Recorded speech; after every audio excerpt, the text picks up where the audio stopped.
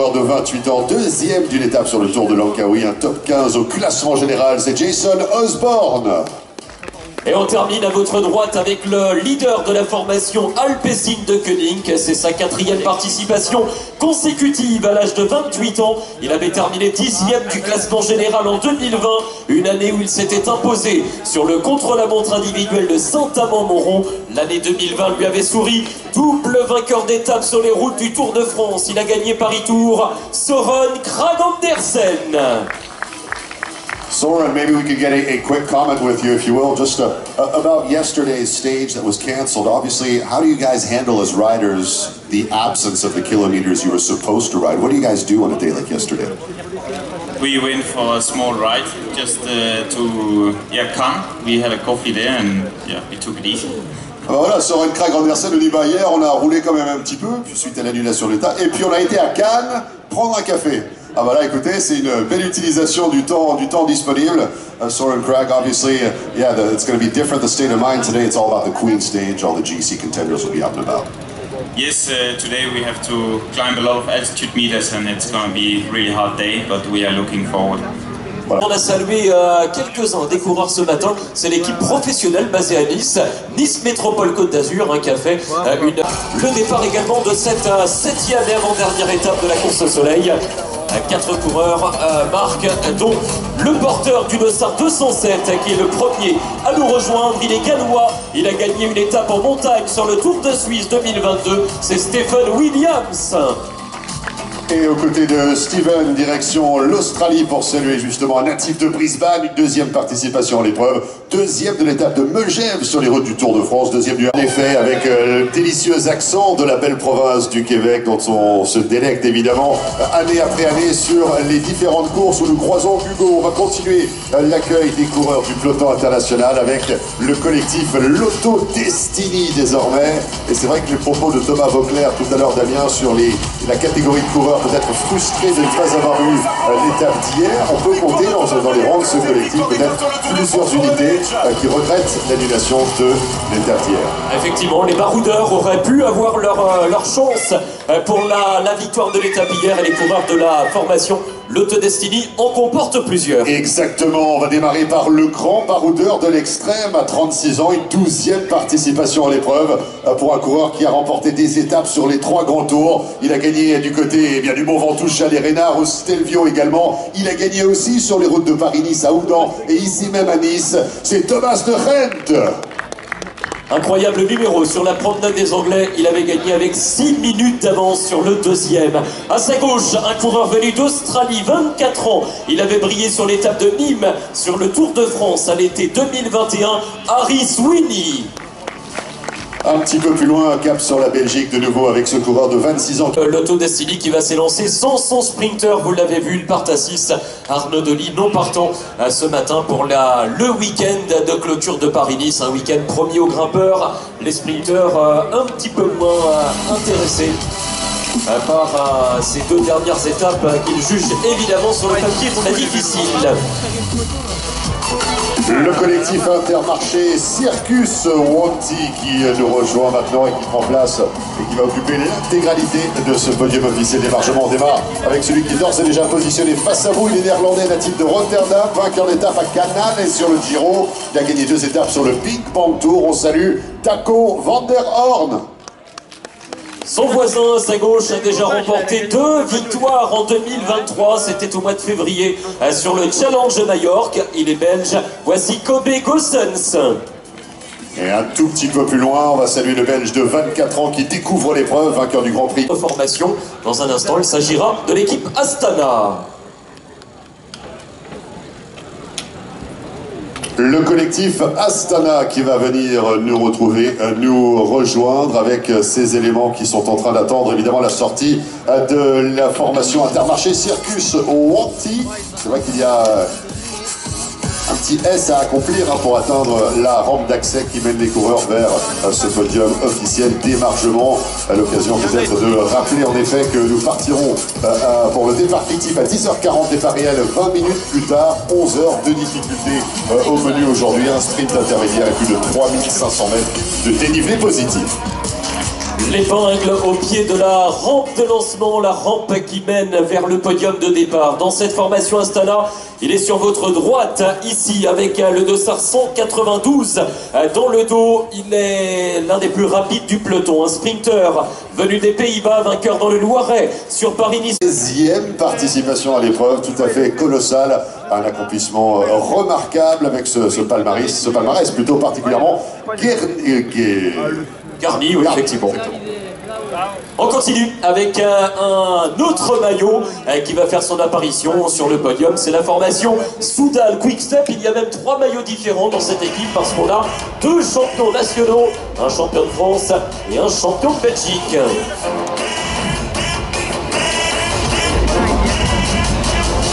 On va démarrer justement par le premier coureur qui va se tourner face à vous, mesdames et messieurs, à 29 ans, le maillot distinctif qu'il porte et le maillot de champion de France. 6e participation à l'épreuve pour un ancien vainqueur du Samin, 2e de Goro-Belgem, 2e du Tour de l'Eurométropole, Florian Sénéchal. L'amoureux des pavés qui retrouvera les classiques dans les prochains jours. À ses côtés, un coureur venu du Danemark. Il a été champion national. Il s'est imposé sur l'un des 5 monuments du cyclisme. C'était le Tour. Accomplir la montée du col de la Couilleule, ce sera la dernière des 2 difficultés. La côte de Tourette également du Château qui interviendra au kilomètre 48. Première ascension de première catégorie aujourd'hui. Ce sera la 2e de la semaine également après la montée vers la Loge des Gars. Allez, dès à présent, nous allons, ça qui connaît évidemment fort bien la région, qui attend à cette étape reine avec impatience cette arrivée au sommet du col de la Couilleule. Le premier coureur à nous avoir rejoint, eh bien, porte le dossard 92, un coureur qui avait brillé sur les épreuves de cross-country VTT. Ses débuts sur la route sont particulièrement intéressants. Il a terminé dans le top 15 du Tour de Lombardie de la classique de Saint-Sébastien l'an passé. Voici Clément Berthet, Aurélien Paré-Peintre. Aurélien Paré-Peintre, le collectif AG2R, Citroën Team, merci beaucoup messieurs. Et évidemment passez une bonne journée aujourd'hui à l'occasion de cette étape reine, la 7e et avant-dernière de la 81e édition de Paris-Nice. L'équipe AG2R Citroën qui va laisser sa place à une autre formation française dans quelques instants, puisque c'est le team Arkea Samsic qui va prendre position ici sur le podium de départ. Ça va être l'occasion pour nous. Mesdames et messieurs, est un natif de Nice.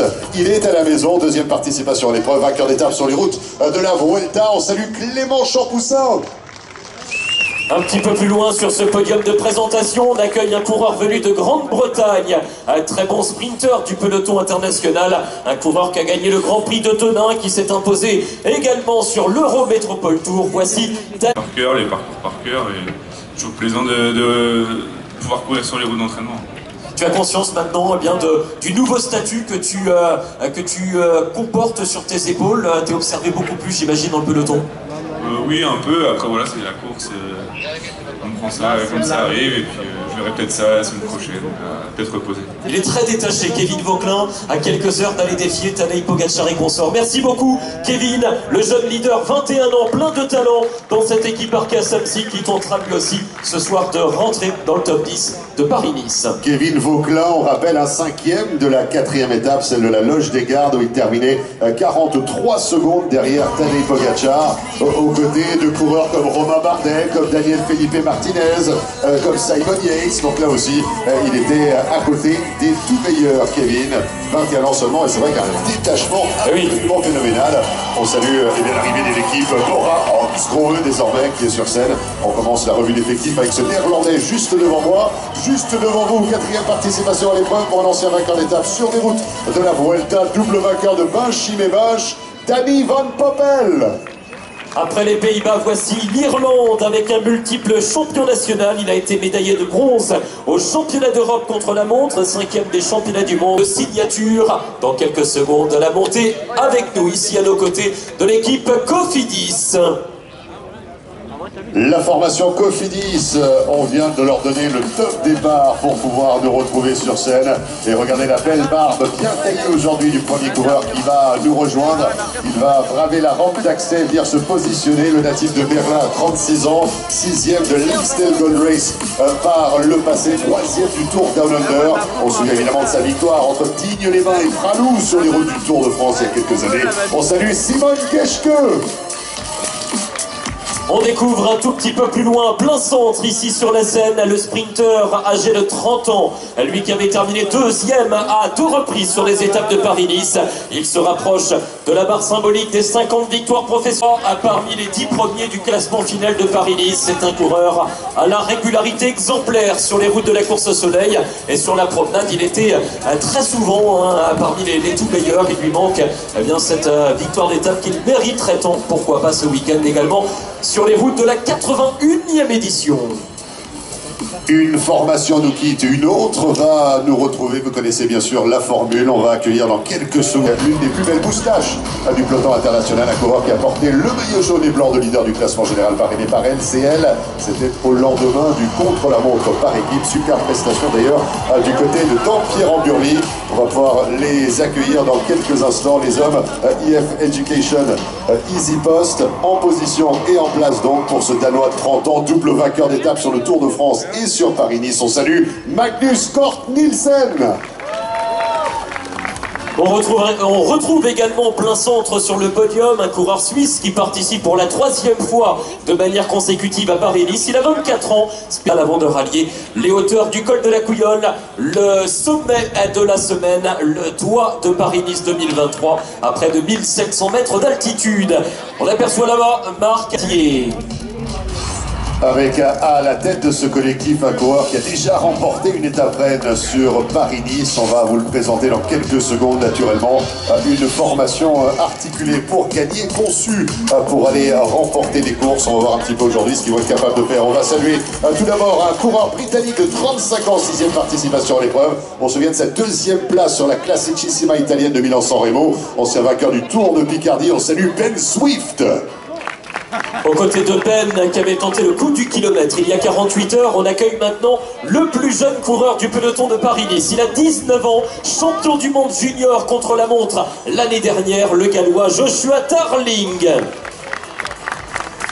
Un petit peu plus loin, on retrouve l'homme du Yorkshire, le nord de l'Angleterre, à 27 ans, 4e participation à l'épreuve pour cet ancien vainqueur du Trompe-Lion, champion national de Grande-Bretagne. C'était en 2018. On salue Connor Swift, qui sera l'un des grands favoris à la victoire d'étape cet après-midi du côté du col de la Couillole. Allez, on va poursuivre évidemment l'accueil des coureurs dans quelques instants avec un prochain collectif. Et je crois qu'au niveau du décibelmètre, là aussi, Damien, on va monter en gamme parce qu'à la tête de cette formation, on va retrouver l'un de nos coureurs préférés. Exactement, un coureur qui a brillé sur le Tour de France avec 2 podiums au classement général, qui a brillé sur les plus grandes courses mondiales. Il a été vice-champion du monde. Nous en parlerons dans un instant. Le collectif DSM Marc est avec nous maintenant. La formation qui ambitionnera un très bon résultat, évidemment aujourd'hui, qui sera synonyme de bon résultat au classement général. En effet, on va démarrer la revue d'effectifs avec un Australien de 27 ans, 3e participation à l'épreuve, ancien champion d'Australie sur route dans les rangs espoirs, 2e d'une étape sur le Giro d'Italia. On salue Chris Hamilton. À ses côtés, à sa gauche plus exactement, on retrouve un coureur venu des États-Unis, la région de Los Angeles, un coureur qui a remporté la doyenne des classiques dans la catégorie. La formation DSM qui nous quitte, on leur souhaite bon courage et bonne route à destination du col de la Couillole. La prochaine équipe qui va venir nous retrouver, c'est l'équipe Bahreïn Victorious. Bahreïn Victorious, là aussi des coureurs qu'il faudra suivre aujourd'hui. On va commencer la revue d'effectifs avec la délégation polonaise qui va venir nous retrouver. Le premier coureur en train de braver cette rampe d'accès qui découvre Paris-Nice cette année. Il a remporté l'étoile d'or par le passé. On va saluer Philippe Maciejczuk.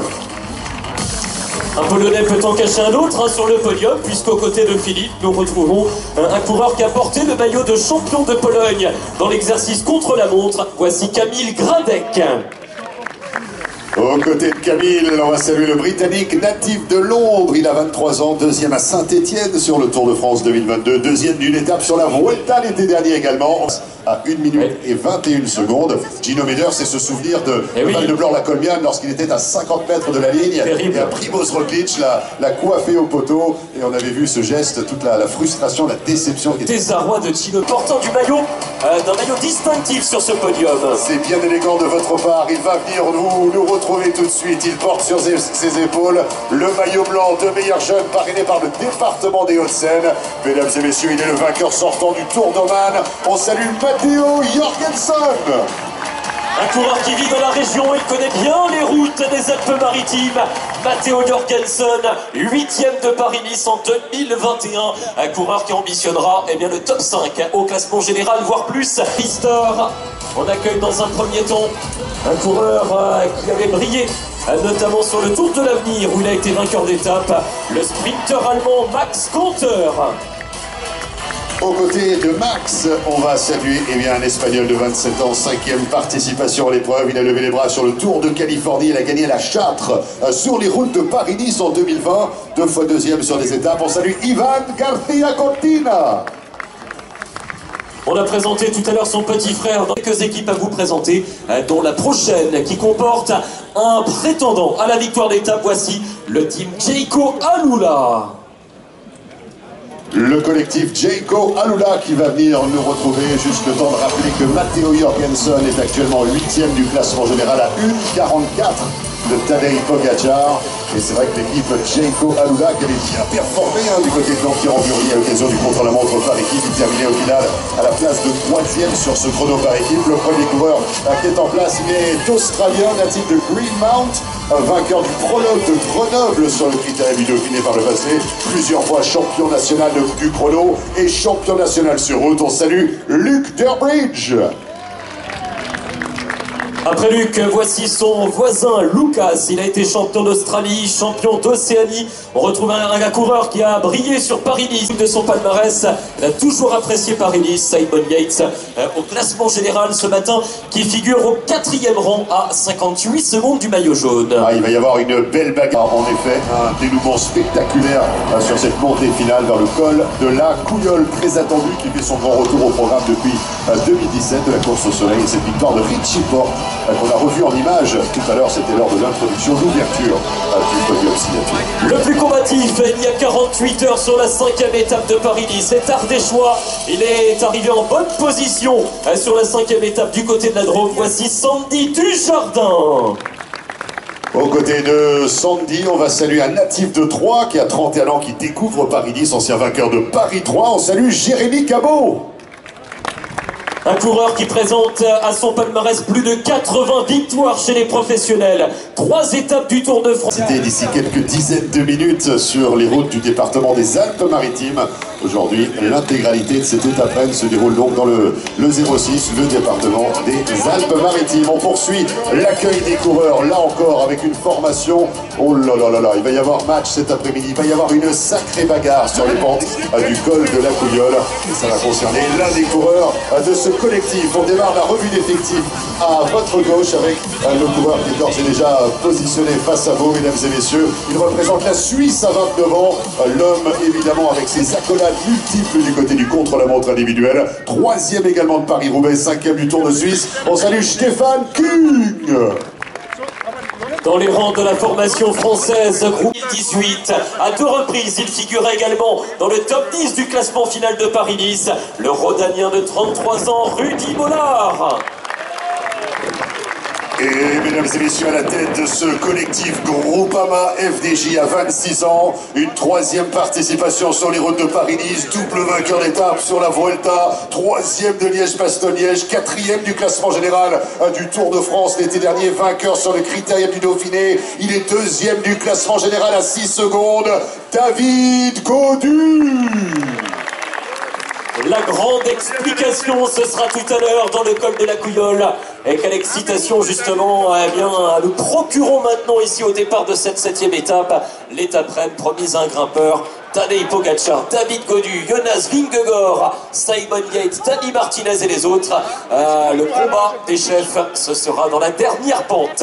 Exactement, avec David Gaudu qui, on rappelle, c'est lui qui avait allumé la mèche du possible lors de la montée vers la loge des gardes il y a quelques jours, la première ascension de première catégorie au menu pour les coureurs de cette édition de Paris-Nice. On accueille, mesdames, messieurs, public de Nice, le porteur du maillot blanc à pois rouge, de meilleur grimpeur. Il est parrainé par les centres Leclerc. Il le porte depuis le début de la semaine. Jonas Gregor Wilsley, le coureur de l'équipe Uno X. 4 échappés depuis le début de Paris-Nice et un maximum de points. Il n'est plus qu'à 48 heures, un petit peu moins même, de ramener ce maillot mythique à la maison.